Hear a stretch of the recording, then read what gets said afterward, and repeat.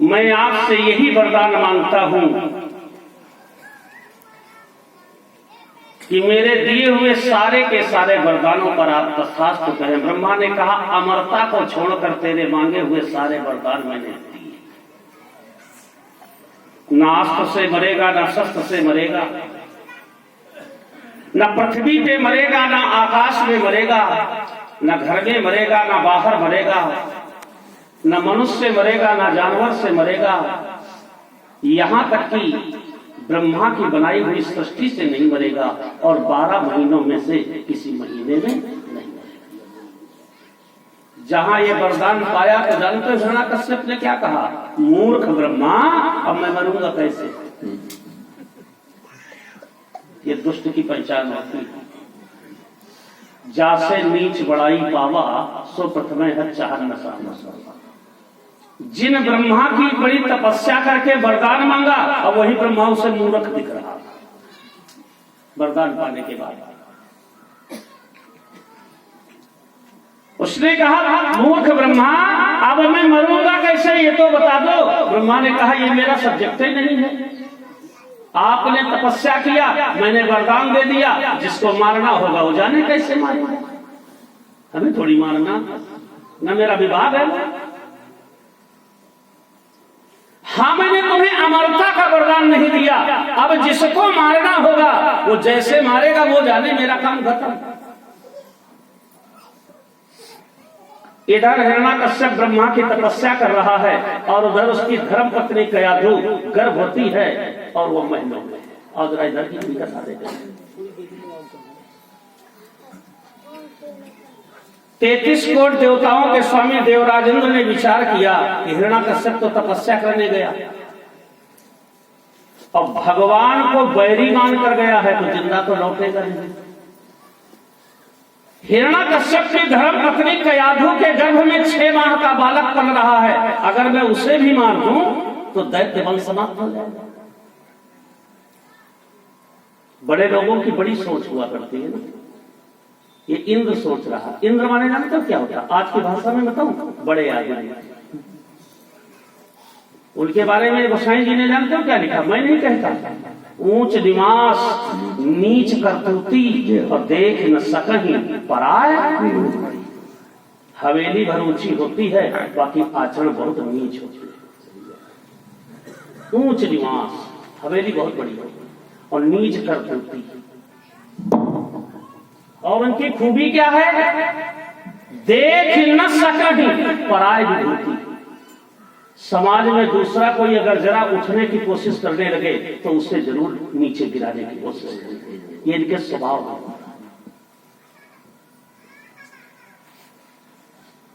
देवराजेंद्र ने विचार किया कि यदि गर्भ का भी बालक मार दिया जाए तो दैत्य वंश समाप्त हो जाएगा। ये सोच करके देवराजेंद्र ने कयाधु का अपहरण किया।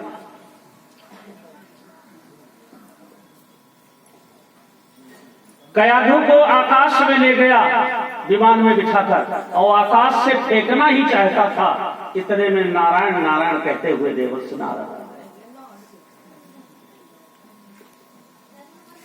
नारायण नारायण कहते हुए देवर्षि नारद आ गए। नारद को देखते ही इंद्र ने प्रणाम किया।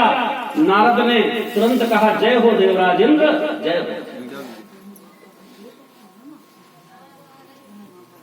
बैठ जाइए, कहीं भी कल उसी जगह बैठी थी, बैठने दीजिए भाई, क्यों परेशान कर रहे?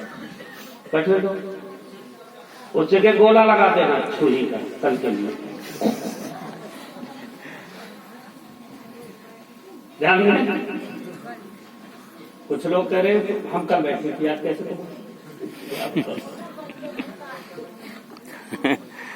बैठो बैठो, बैठते जाइए।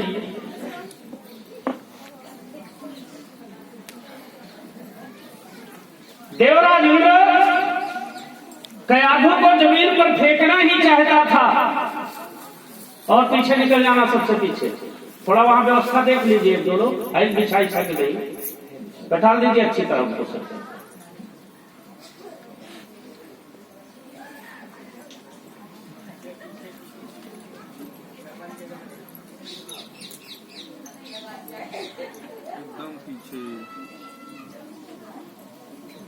हाँ, जब बातचीत खत्म हो जाए तो बताना, हम शुरू करने का था। ठीक।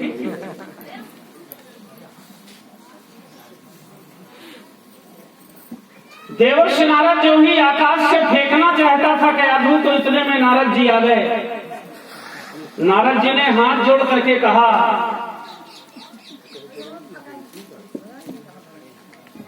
नारद जी ने हाथ जोड़ करके कहा, देवराजेंद्र, यदि ये देवताओं के आचरण हैं तो फिर राक्षस की परिभाषा क्या है?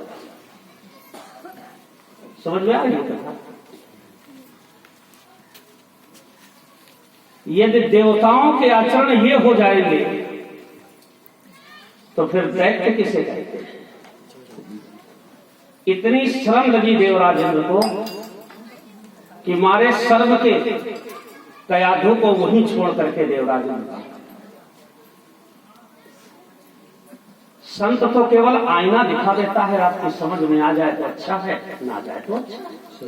नारद ने इतने तो कहा कि इंद्र, जो कुकर्म तू करने जा रहा है, यदि ये कर्म देवताओं का राजा कर सकता है तो फिर दैत्य की परिभाषा क्या है? मारे स्वर्ग के देवराजेंद्र वहां से भाग गया और कयाधु को लेकर के देवर्षि नारद अपने आश्रम चले गए, वहीं पर अपने पास रख लिया। समय आने पर देवर्षि नारद के यहाँ एक पुत्र का जन्म हुआ जिसका नाम था भक्तराज प्रहलाद।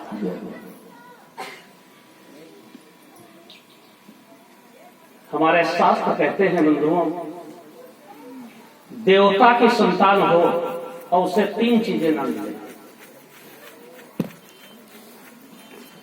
माता पिता का प्रेम, सच्चे संत का सानिध्य और सत्संग। यदि ये 3 चीजें ना मिले तो देवता की संतान भी दैत्य हो जाएगी। तो ध्यान से सुनना। और राक्षस की संतान, माता पिता का प्रेम मिल जाए, सच्चे गुरु का सानिध्य मिल जाए और सत्संग करने को मिल जाए तो दैत्य का लड़का भी देवता हो सकता है।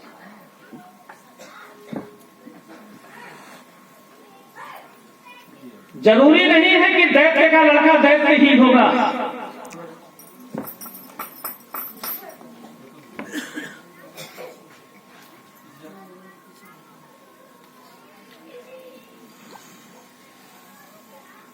जरूरी नहीं है कि दैत्य का लड़का दैत्य ही होगा। अपने कुकर्मों से देवता की संतान दैत्य हो सकती है और सुकर्मों से दैत्य की संतान देवता हो सकती है। प्रमाण के लिए मैं तुम्हें प्रमाण दूं। 33 करोड़ देवताओं के स्वामी देवराज इंद्र का एक इकलौता लड़का है जिसका नाम है जयंत। आज तक किसी ने जयंत की पूजा की?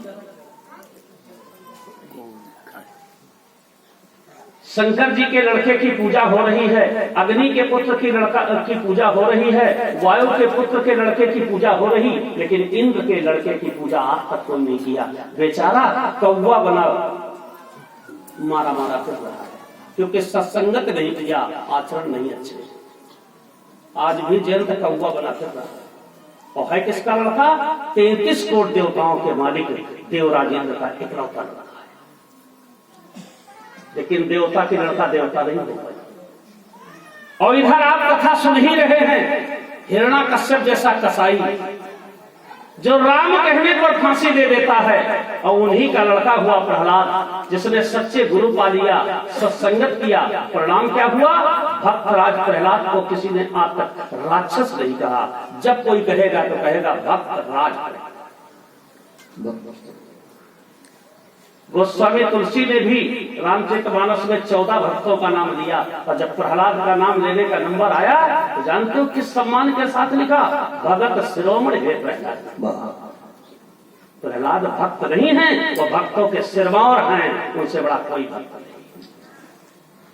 राक्षस का लड़का भी अपने आचरण से भक्त हो सकता है और देवता का लड़का भी अपने कुकर्मों से राक्षस हो सकता है। पुरुष सच्चिदानंद भगवान की जय। आदत बुरी सुधार लो।